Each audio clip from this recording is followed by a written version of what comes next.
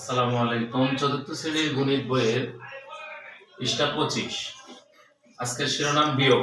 আজকের শিরোনাম কি? বিয়োগ। গতকাল যে আমরা শিখেছিলাম যোগ, যোগ শিখেছিলাম না? যোগ কিন্তু দুই ধরনের, বিয়োগও কিন্তু দুই ধরনের, তাই না? একটা পাশাপাশি বিয়োগ আর একটা হলো উপর নিচে বিয়োগ। দেখো, আমি পাশাপাশি বিয়োগ তুলেছি দুইটা, এই 25 পৃষ্ঠার 1 নাম্বার 3 নাম্বার, আর উপর নিচ বিয়োগ তুলেছি 6 নাম্বার আর 12 নাম্বার। আমরা এই 4টা অঙ্ক সুন্দর করে বুঝবো, ঠিক আছে? তাহলে বাকি যে অঙ্কগুলো আছে সেগুলো অঙ্ক তোমরা পারবা। দেখো, আমরা পাশাপাশি বিয়োগের 1 নাম্বার আমরা যেভাবে যোগ করেছিলাম, মনে আছে? যে প্রথমে এককের সাথে একক যোগ করেছিলাম গতদিন, তাই না? তো এইভাবে আমরা এককের সাথে একক বিয়োগ করব কি না? এককের সাথে একক কি করব? বিয়োগ করব। এই তো। আচ্ছা, তোমরা কথা বলবা।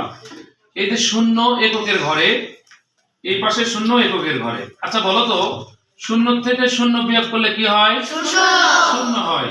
সেই শূন্য যেহেতু স্থানীয় মান অনুযায়ী বাম দিক থেকে লিখতে হয়, ডান দিক থেকে লিখতে হয়, তাহলে এখানে লিখবো শূন্য। আচ্ছা, এবার ভালো করে বুঝবা, এখানে দশকের ঘরে 1, আবার এই পাশে দশকের ঘরে হলো 3। তাহলে বলো তো, এই 3 থেকে 1 বাদ দিলে কত থাকে? 2। তাহলে দশকের ঘরে এখানে হবে 2। Very good. এরপরে শতকের ঘরে আছে 1, এই পাশে শতকের ঘরে আছে হলো 2। তাহলে বলো তো, 2 থেকে 1 বাদ দিলে কত হয়? 1। তাহলে আমাদের বিয়োগফল কত হলো? 120। 120। গুড। এবার দেখো, এই 25 পৃষ্ঠার 3 নাম্বার অঙ্কটা একটু বড়, অর্থাৎ একক, দশক, শতক, হাজার পর্যন্ত 4 অঙ্ক বিশিষ্ট। কয় অঙ্ক বিশিষ্ট? 4। Very good. এটাও সেম ওইভাবেই করব। এককের ঘরে 0, এককের ঘরে 0। 0 থেকে 0 বাদ দিলে কত হয়? 0। কথা বলতে হবে। 0। এবার দেখো, দশকের ঘরে 5, আর এই পাশে দশকের ঘরে 6। তাহলে 6 থেকে 5 বিয়োগ করলে কত হয়? 1 হয়। Very good. এরপরে দেখো, শতকের ঘরে 6, আর এই পাশে শতকের ঘরে হলো 7। তাহলে 7 থেকে 6 বিয়োগ করলে কত হয়? 1। Very good. এবার হাজারের ঘরে হলো 4, এই পাশে হাজারের ঘরে হলো 6।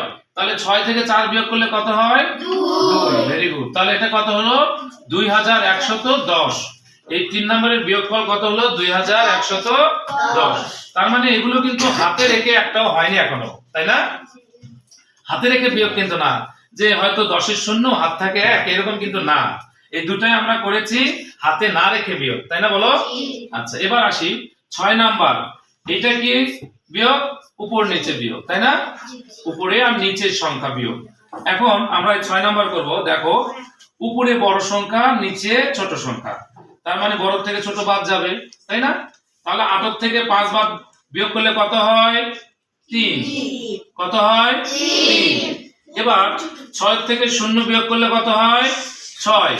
কারণ 6 থেকে 0 বিয়োগ করা যায় তাহলে 6।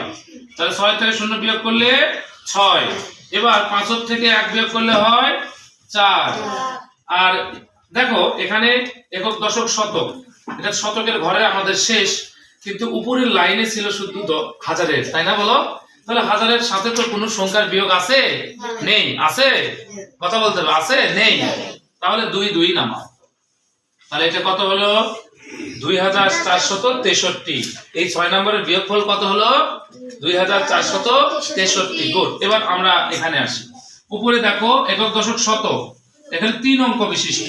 নিচে আবার একক আর দশক, তাই না? বলো, 2 অঙ্ক বিশিষ্ট, তাই না? আচ্ছা, এবার দেখো, এটা কিন্তু ভালো করে দেখো যে উপরে ছোট সংখ্যা, নিচে বড় সংখ্যা। তাহলে 3 কে কত ধরবো? 13। Good, very good. 3 কে কত ধরবো? 13। তাহলে 6 ধরো, 6 আছে, আর 13 হতে কত লাগবে? 7 8 9 10 11 12 13। কত লাগবে বলো তো? 7। তাহলে এই যে 7 হাতে কত থাকলো? 1। ওই 1 নিচের দাগ সাথে যোগ করবা, 8। 8 আছে কত হলে 15 পাবো? 7। 15 হবে 7। 8 8 এর সাথে আর কত যোগ করলে 15 হয়? 7। হাতে থাকলো 1, ওই 1 কিন্তু নিচে নিচে ধরতে হবে। ওই 1 কত ধরতে হবে? নিচে। তাহলে 4 থেকে 1 বাদ দিলে কত হয়? 3। Very good. কত হয়? 3। তাহলে এই 12 নম্বর অঙ্কের বিয়োগফল কত হলো? 377। 377। এটা কিন্তু আমাদের হাতে রেখে বিয়োগ। এটা কি? হাতে রেখে বিয়োগ। ঠিক আছে, তাহলে আজকে এই পর্যন্তই আমরা বিয়োগ শিখলাম। আসসালামু আলাইকুম ওয়া রাহমাতুল্লাহ।